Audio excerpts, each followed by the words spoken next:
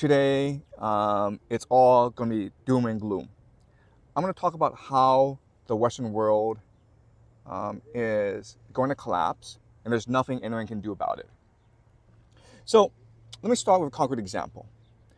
I live in Canada, and these past few years, I've just seen Canadian society get worse and worse.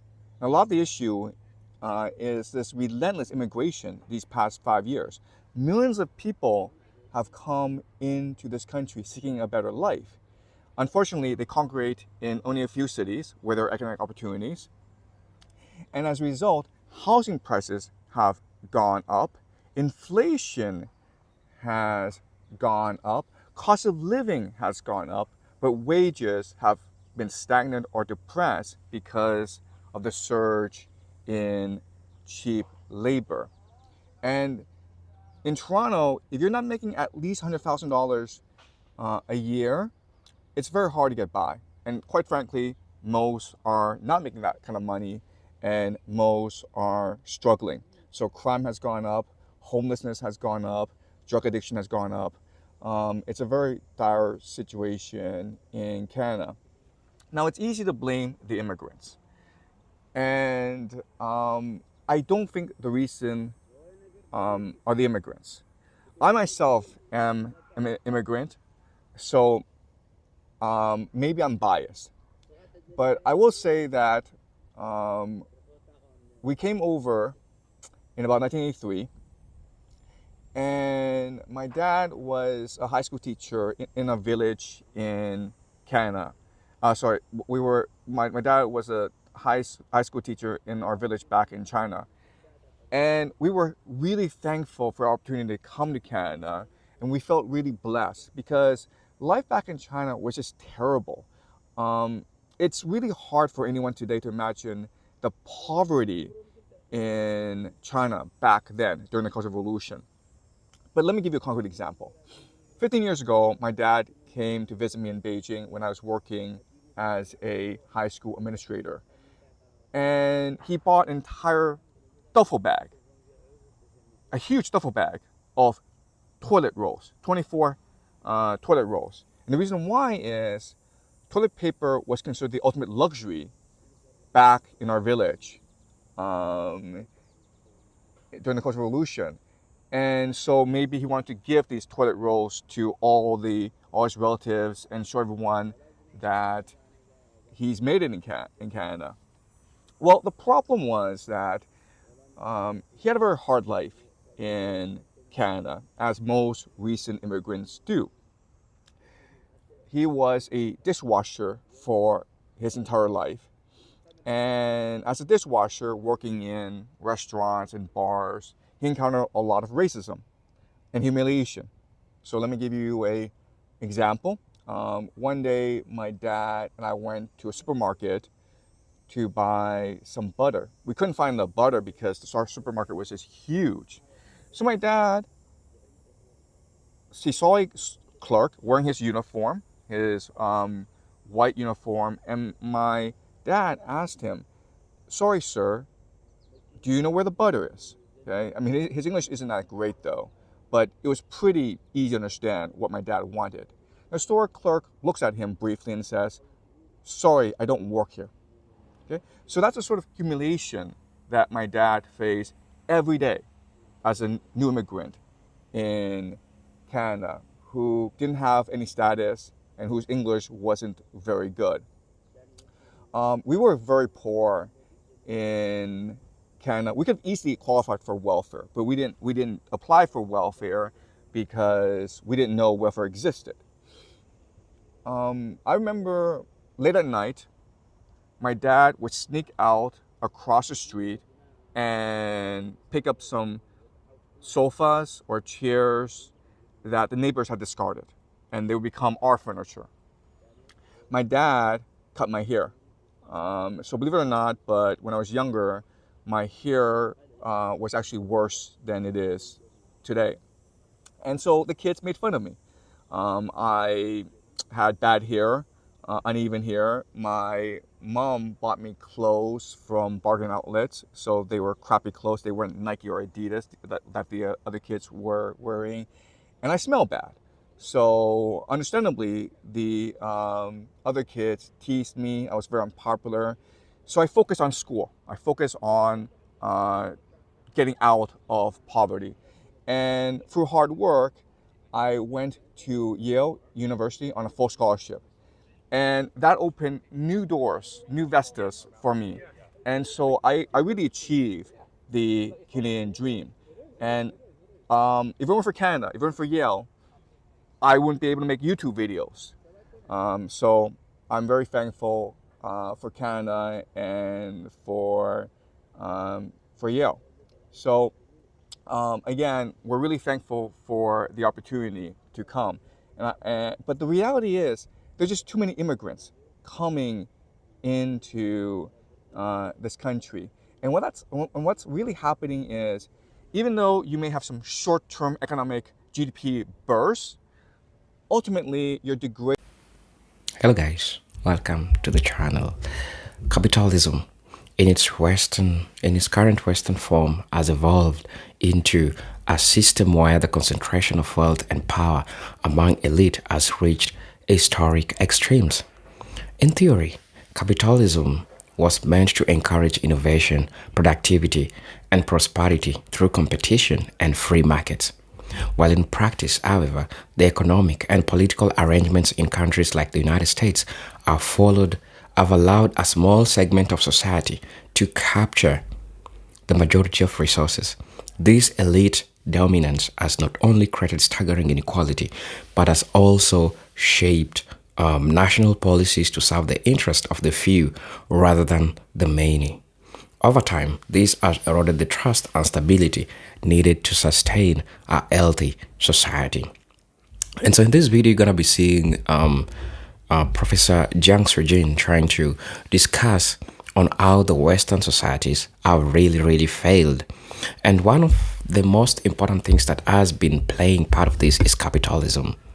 People thought that capitalism gonna make the countries be successful. Of course, we have seen societies where capitalism have survived and have made those places so big, so rich. Like the United States is a perfect example of a country that has grown or has been what it is because of capitalism.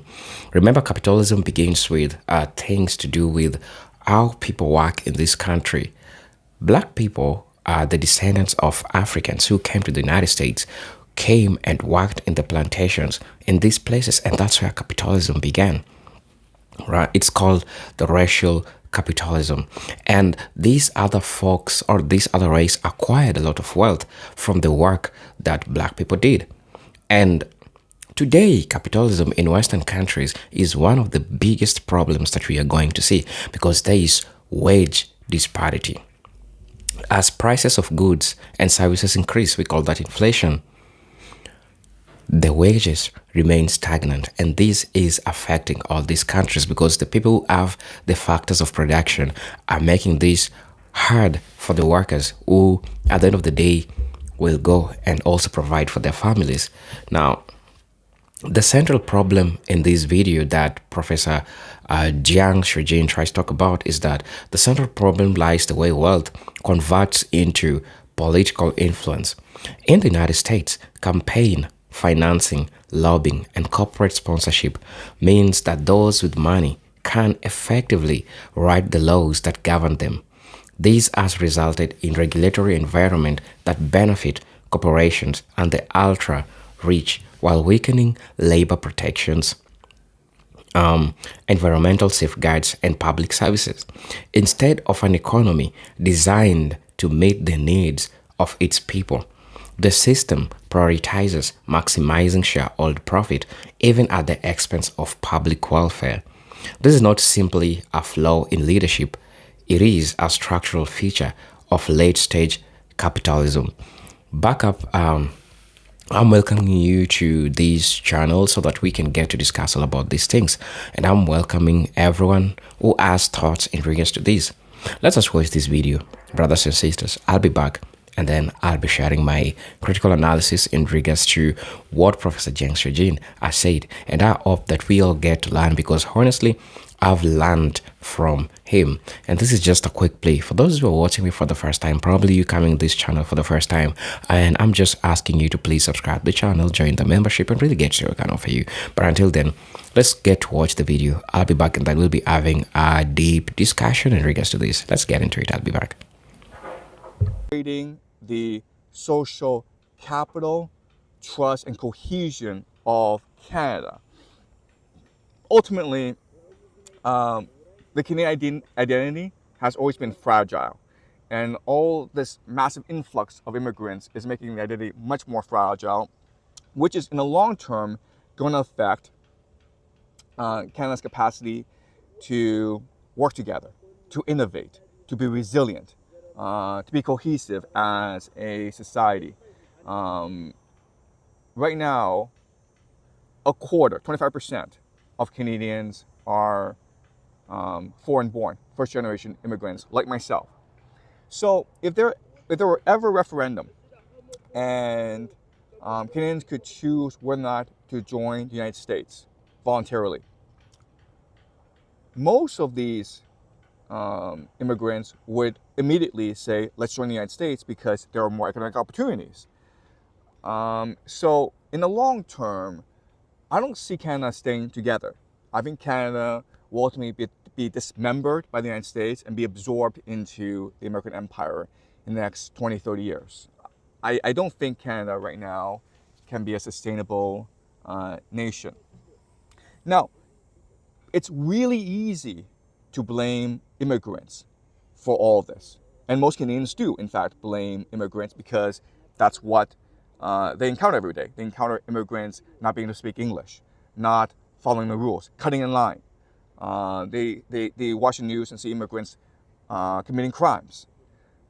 They see immigrants, rich immigrants, buying up these expensive property and making life miserable for everyone. So it's really easy to blame the immigrants. But ultimately, we need to understand why this immigration is happening. And it's happening because of the baby boomers. The baby boomers want three things. They want their pensions to be paid. They want quality, free health care. And they want the property prices to go up. Basically, they want the Canadian economy to keep on growing and growing and growing, regardless of the consequences. Now, in order for the economy to grow, there are three main mechanisms to accomplish this. The first mechanism is to exploit resources, because Canada really is the wealthiest country in the world. It has abundant, almost infinite resources, especially fresh water, which is what the world is going to need in the next 100 years. So Canada's an extremely wealthy place, and it can choose to exploit and export a lot of these resources. Okay, that's the first solution. The second solution, which is much more sustainable, is to unleash the entrepreneurial energy of the Canadian people, to encourage more entrepreneurship, more privatization, to reduce the regulatory state, to reduce the red tape. Okay, that's the second solution. And the third solution is immigration. Let's let in more immigrants. Let's let in the rich immigrants to pour cash into the economy. Let's let in poor immigrants so that they work as slave labor for Canadian corporations. So of these three solutions, the Canadian government went with the third solution: increase immigration. Now, a lot of people out there believe that this is a conspiracy, that there's this global international conspiracy out there to dilute national identity, to destroy the idea of the nation state, to reduce the white gene pool. This is all a World Economic Forum white replacement theory conspiracy spearheaded by the Jews. And quite honestly, if the people in charge were this smart, were this well organized, the world wouldn't be in the mess that it is today.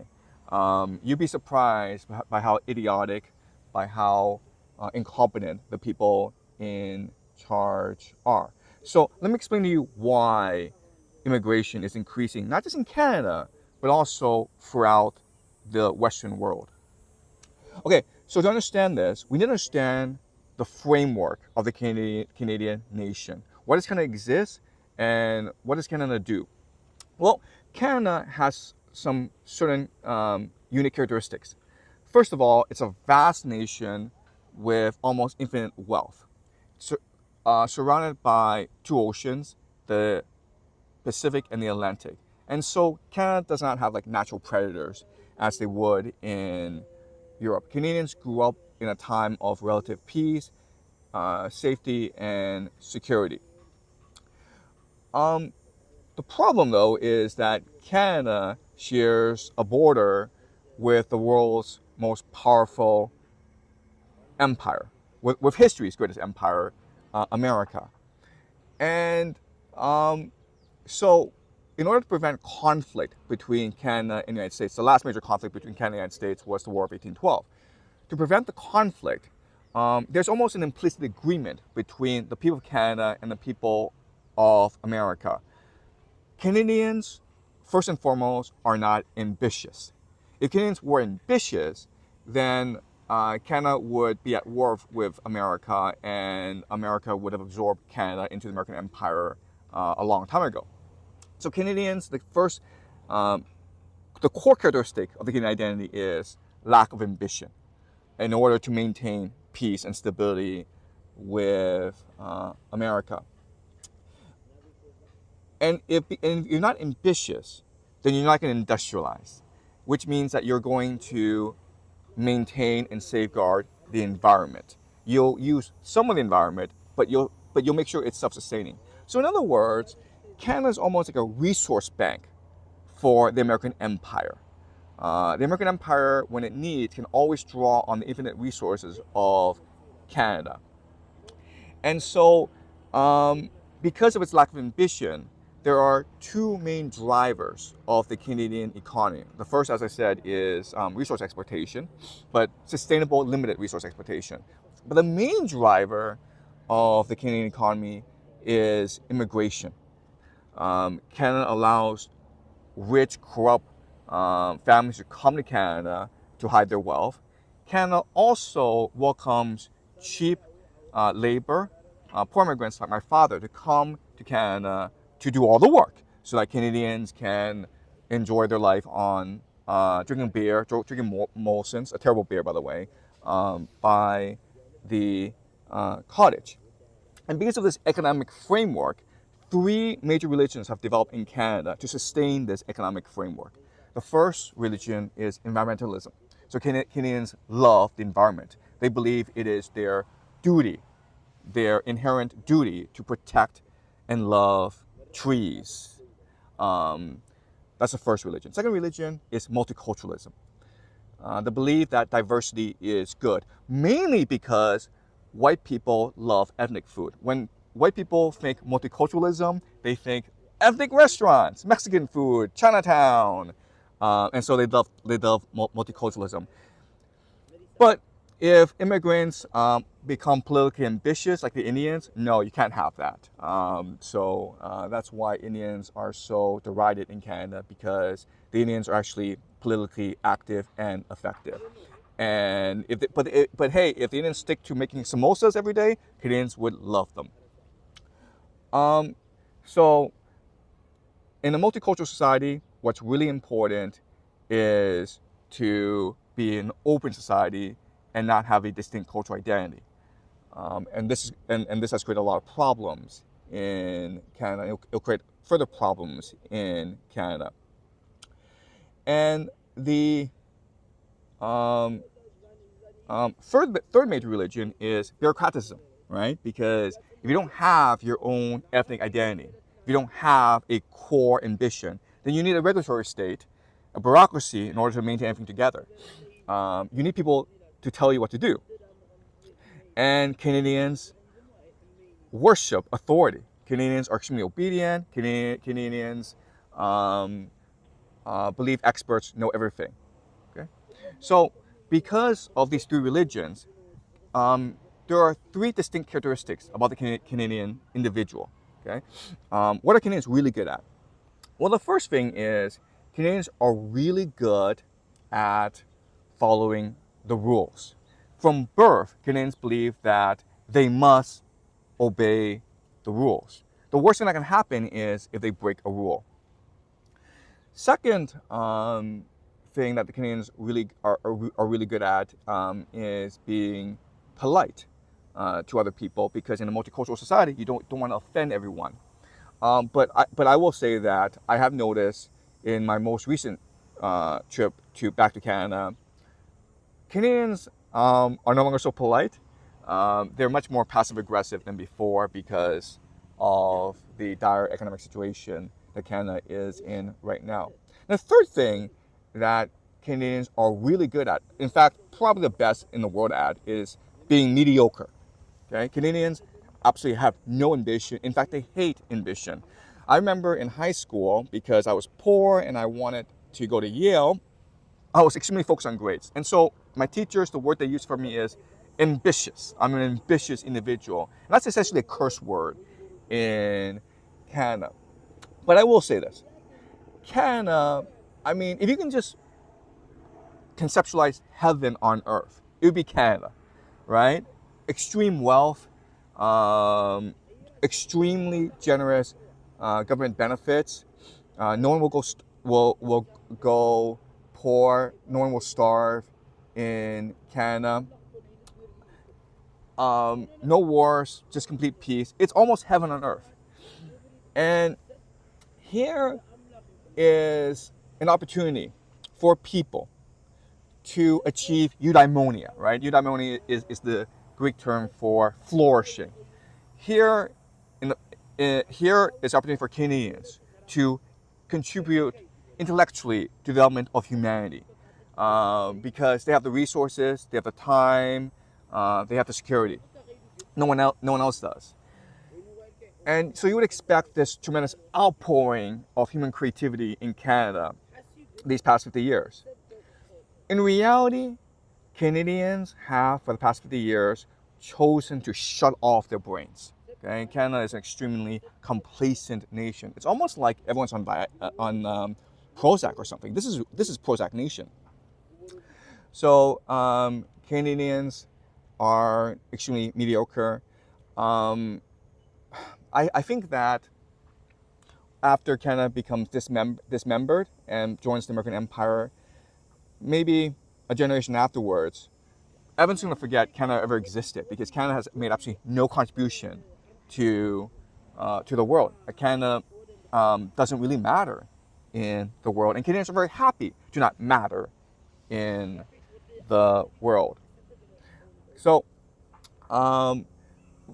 so now we can understand, if your three religions are environmentalism, multiculturalism, and bureaucratism, well, then there's only one solution for you, right?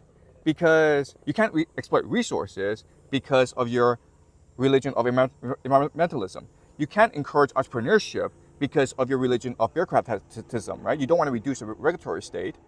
You don't want to promote individual initiative. So the only solution available to you is mass immigration. Okay?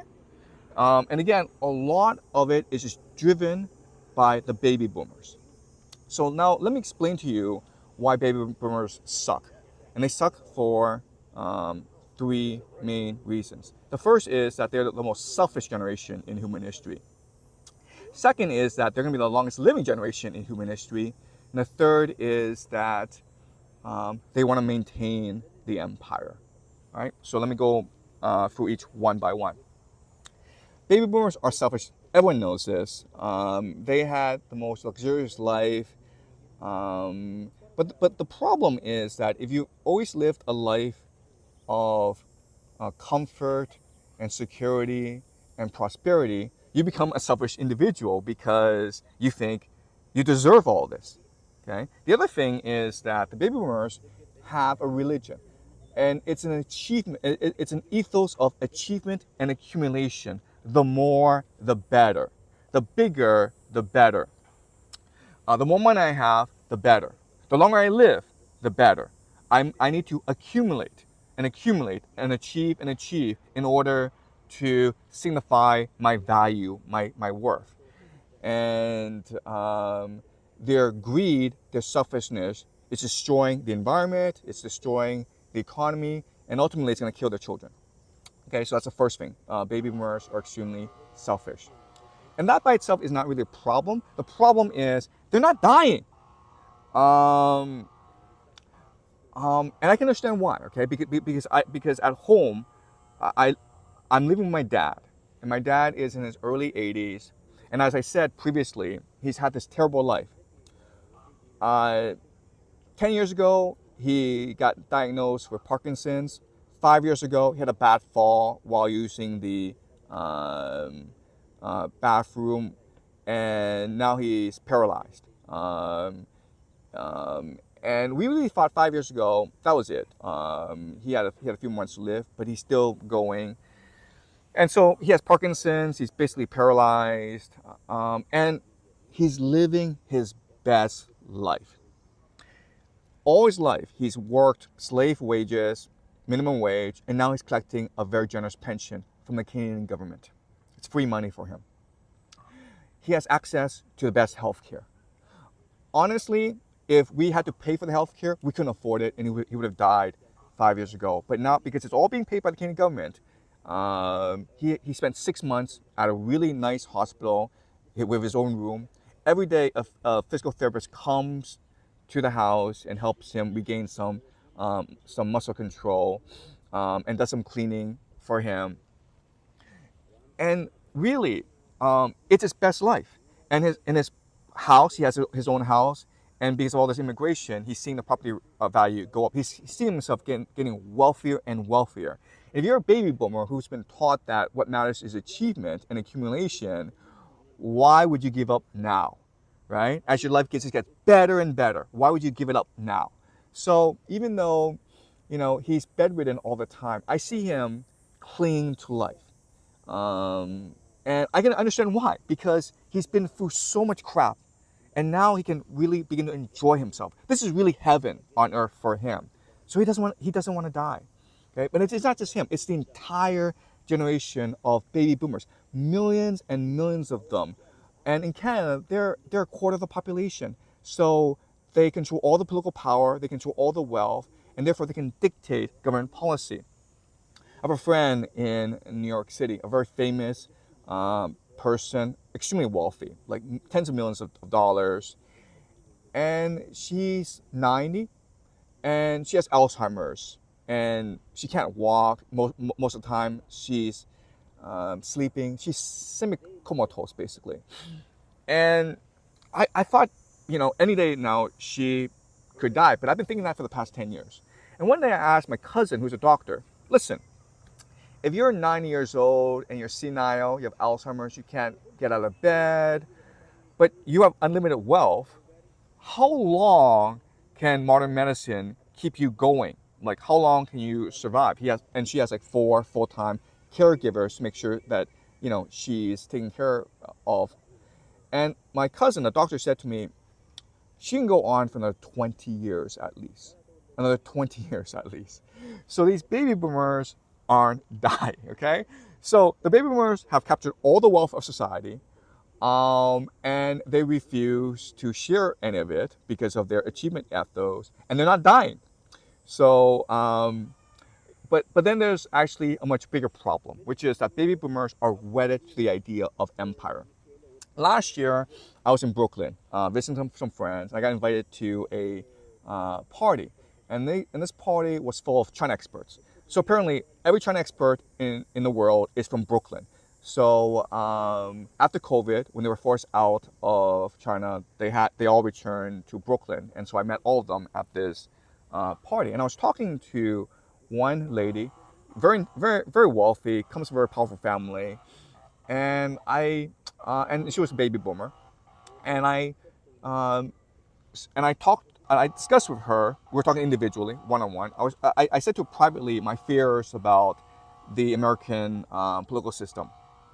I said my fear is that given the trajectory of American foreign policy, which is like extremely non-existent, I said there's a danger that America could be fighting wars on three major fronts. America could be fighting simultaneously Russia, Iran, and China. And then she looked at me and said, that's fine. We're America. We're the indispensable nation. We can do this. We can take on all three and defeat all three. Does not matter. Okay? That's the arrogance of empire. All right, so let me give you an image of what empire is. And for this image, I'm going to draw on the play The Bacchae from Euripides. If you have not read Euripides, you must read Euripides, one of the greatest playwrights in human history. So he wrote the play The Bacchae about the year 400 BCE. And this is like after the Peloponnesian War, when Athens, the Athenian Empire, which had become basically a mafia state, basically decided to go to war against the entire world, and thousands and thousands of the young people died in these wars of empire. And so Euripides wrote the Bacchae almost as a critique of empire. And so the ending of the Bacchae goes like this. There's a religious festival in the mountains, and these women are all drugged out, okay? They're hallucinating. And as part of the religious festival, they sacrifice a man who's the king of Thebes, Pentheus. And so what they do is they capture him, they rip him apart, okay? They physically rip him apart. They rip up the limbs, they rip up the legs, they dismember him. And the person who rips off his head is actually his mother, Agave. And after she does this, she becomes ecstatic. And she takes the head and she runs back to the city of Thebes, and she proclaims to the citizens, look at what I've done. And she's holding the head of her son, Pentheus, in her right hand. And she's saying to everyone, this is a lion's head. You see how brave, you see how powerful, you see how virtuous I am for fighting a lion and ripping his head off. And then everyone looks at her aghast. They don't believe that she can't see the truth. And so finally her father, Cadmus, has to tell her, Agave, that's not a lion's head. That's the head of your son. So that's what an empire is, okay? If you want to know what an empire is, remember the image of a mother holding the head of her son and proclaiming to the world, look how brave, powerful, and virtuous I am. An empire is a system where the old sacrifice the young for their glory. Okay, that's what an empire is. And that's what the baby boomers want. They grew up in a time of the Pax Americana. They don't want to see it die in their lifetimes. They rather burn down the entire empire. They rather sacrifice their own children and their grandchildren than to lose the idea of empire while they're alive. Okay? So that's why the baby boomers have basically told the American government to launch these wars around the world to save the Pax Americana, because that's the system they grew up in. That's the system they want to die in. The Pax Americana, the Anglo-American Empire. They want to feel virtuous, powerful, and strong. Okay? And they don't care if they have to burn down the world in order to do so.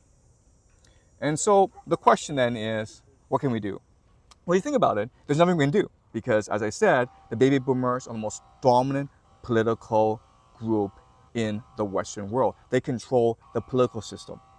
They control the financial system. They can control the cultural system. And they're our parents. They're the people we love and honor and cherish. I I'm not going to say to my father, "Hey, Dad, you're paralyzed. Um, your life doesn't have any meaning anymore, and maybe it's time for you to rest in peace." And so that the um, rest of the world, the young, can have their place. So one metaphor that I think best describes the world we live in is rat utopia.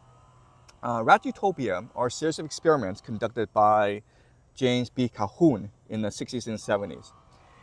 And this was a time of growing abundance in the world. And this is the first time in human history when we escaped scarcity, the problem of scarcity. So we want to look at what would happen if we lived in a world of abundance. So they created these experiments, these colonies, where rats were allowed to live in a world of abundance. There were no predators. There was unlimited water and food. And what happened each time he did this experiment, and no matter how he tweaked the experiment, the result was the same. What happened was the social hierarchy that governed the rat colony collapsed. And Calhoun calls this the behavior sink. And very quickly, the rats start to cannibalize each other. They start to engage in all sorts of brutal activities. And as a result, everyone died out. Okay, so no matter how James B. Calhoun constructed this experiment, ultimately it led to the collapse of the rat colony and the extermination of all the rats. And he struggled with this all his life, and he could never really find the answer as to why this was happening. And the only thing that he could hypothesize is maybe water can be infinite. Maybe security, food, luxury, maybe all can be provided infinitely. But one thing that is not infinite, one thing that is a zero-sum game, is the idea of status. And we are ingrained, or sorry, it's the desire for status is inherent to us. We strive for status. So normally in the state of nature, rats will fight each other for status, and the rats who lose, they'll run off somewhere else and they'll build their own colony, or they'll get killed by natural predators. But in an enclosed environment where the rats can't run off somewhere else, then they're forced to constantly fight each other over and over again for status. Peter Turchin, the social scientist, has a concept for this. It's called elite overproduction. Societies collapse over time because too much elite is being produced, and ultimately they will fight each other for the limited positions of power and status. And so we're living in rat utopia. And quite honestly, this is why young people now refuse to have children. It's not just because the economic opportunities for young people are very limited, are very pessimistic, and they are. The real reason is the baby boomers refuse to give up their status. Think about the politicians in Washington, D.C. I mean, like, many of them, their brains aren't even functioning, and they're still there. And so we live in a time of rat utopia. But again, these people are the ones who gave us birth. They're the ones who nurtured us. They're the ones who we must honor and cherish. So we can never ever blame the baby boomers for what's going on. We blame the immigrants, or we blame the Jews, or we blame the deep state, or we blame Trump, or we blame Justin Trudeau. But we never blame the real culprits, who are the baby boomers. Okay, so the question then is, what can we do? And so I think the only thing we can do is tell the truth. We owe it to ourselves, we owe it to our children to let them know the truth. It was not the immigrants who destroyed the West. It was not Putin or Trump or Trudeau who destroyed the West. It was not the Jews. It was us, because we became selfish, lazy, and corrupt. That's the real reason why the West is dying, and the real reason why no one can do anything about it. Okay? Because we refuse to admit the truth to ourselves. But the least we can do is tell the truth to our children. And that's why I do what I do. Okay, so again, apologies for today. I'm sorry such doom and gloom. Next week, we go back to the regular programming of just cheer. Okay, no, I'm not going to ever be optimistic about the world because there's no reason to be optimistic about the world. Okay, so next week, I'm going to preview the next academic year of classes I'll be teaching. I'll be teaching 3 new classes, the secret history of the world. So I'll be going into the nexus of finance, intelligence, and religion. It's going to be a really interesting class. I'm really looking forward to teaching it. I'm really looking forward to sharing with you. I'll also be teaching the great books, and I'll also be teaching game theory. Okay, so in my next video next week, I'll be sharing with you, preview these 3 classes. If you like what I do, please support my work by supporting me on Buy Me a Coffee. The link is below. If you want to be part of my community, the predictive history community, please join my Discord server. This week, I've started a Substack. And if you want to join my Substack, the link is below as well. So in my Substack, I'll be going into solutions for how we can rebuild a better world, how we can work together to build a better world after the world collapses. Okay, that's it for today. I'll see you guys next week. Thank you so much for today, and I look forward to next week. Hello, brothers and sisters. Welcome back to the channel. I'm hoping that you're doing great from wherever you're watching me from.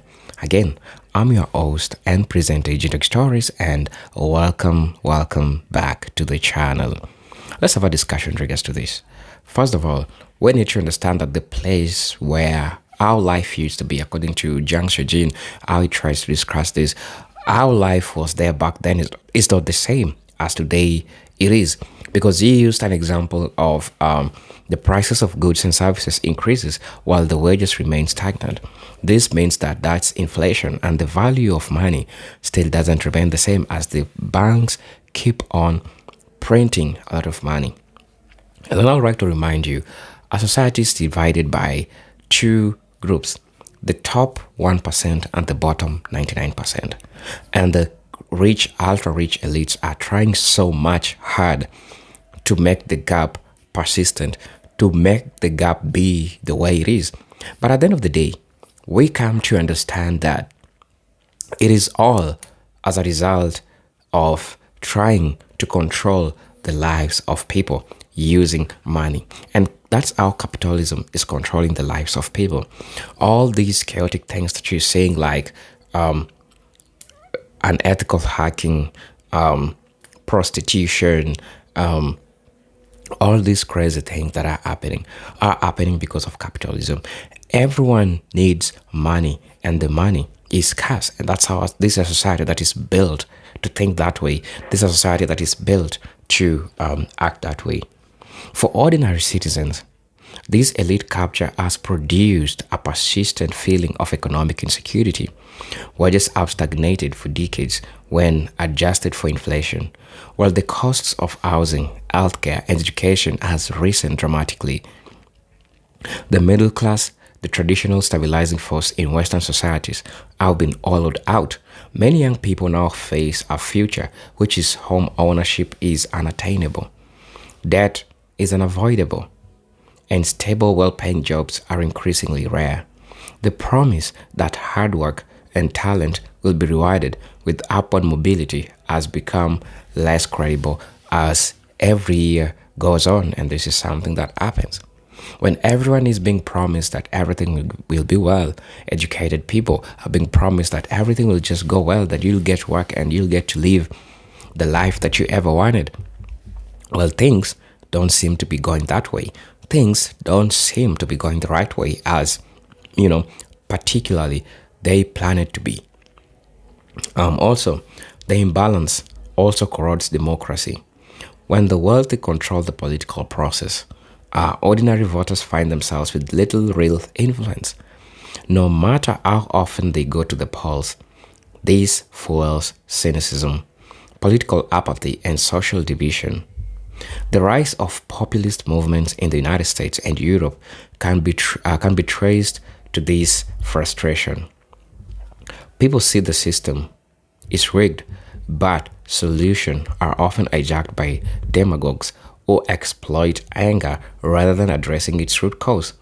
Over time, such instability threatens the very legitimacy of Western governance. And it's true because you need to understand that the demagogues will always use power.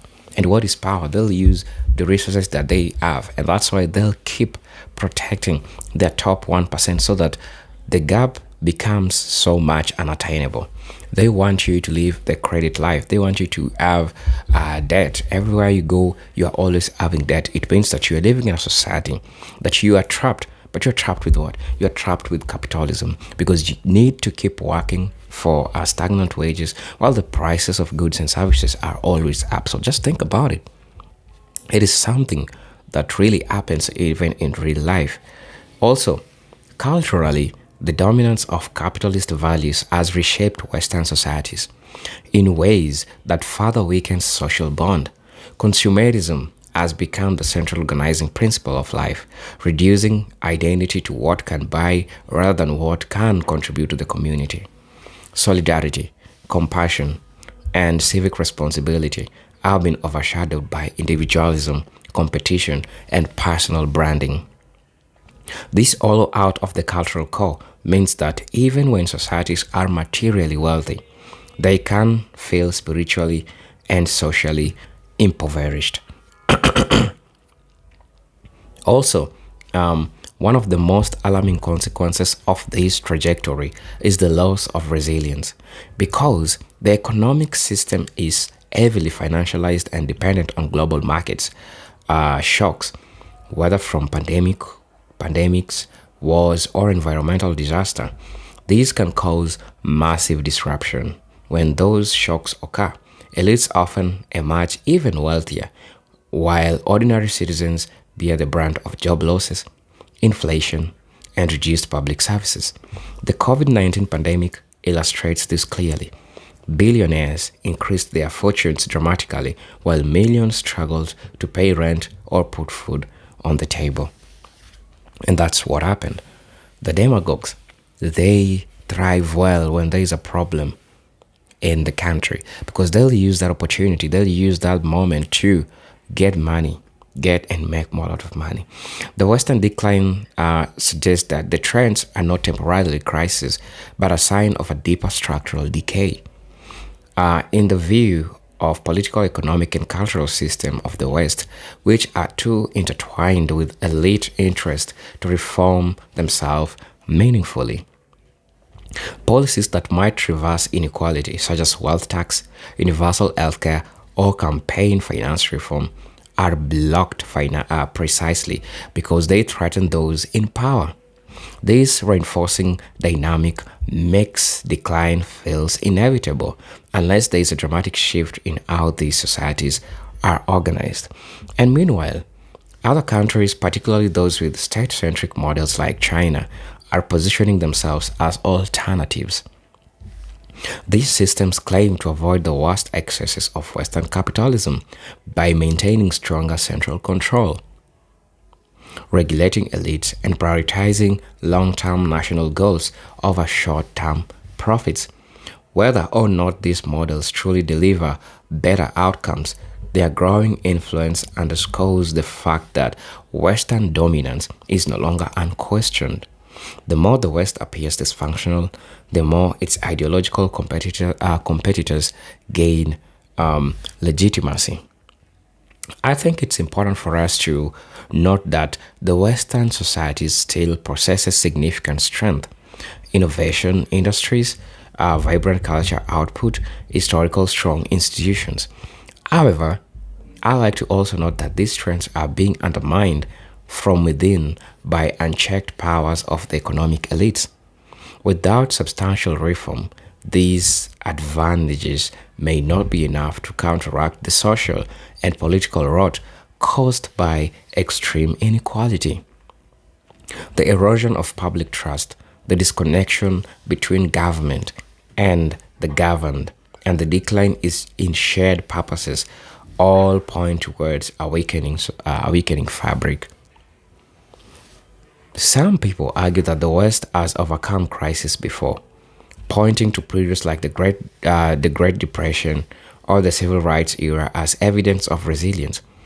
However, those moments of renewal required powerful collective movements and political leadership willing to challenge entrenched interests. In the current climate, such leadership is rare, and grassroots movements face increasingly sophisticated suppression, from media manipulation to restrictive laws designed to preserve the status quo.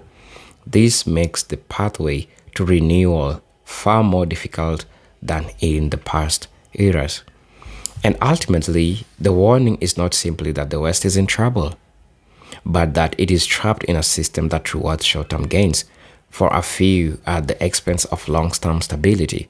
Capitalism, as left entirely to its own devices, has not built in mechanism to protect public welfare. It must be constrained and guided by democratic oversight and shared moral values. Without these, it inevitably concentrates wealth and power in fewer hands until social order begins to fracture. Also, if this trajectory continues, the decline of the USA and much more of the West world will not come from external conquest, but from internal collapse. A society that allows its elites to consume the resources, opportunities, and trust of its people is a society dismantling itself from within. The only way to avoid this fate is conscious, collective choice to restructure the economy and politics in a way that genuinely serve the majority. Whether Western societies still have the will and capacity to make that choice remains open and increasingly urgent question. I'm your host and presenter, Jintok Stories. But until then, let me see you in my next video. Peace, love, and harmony. Salut.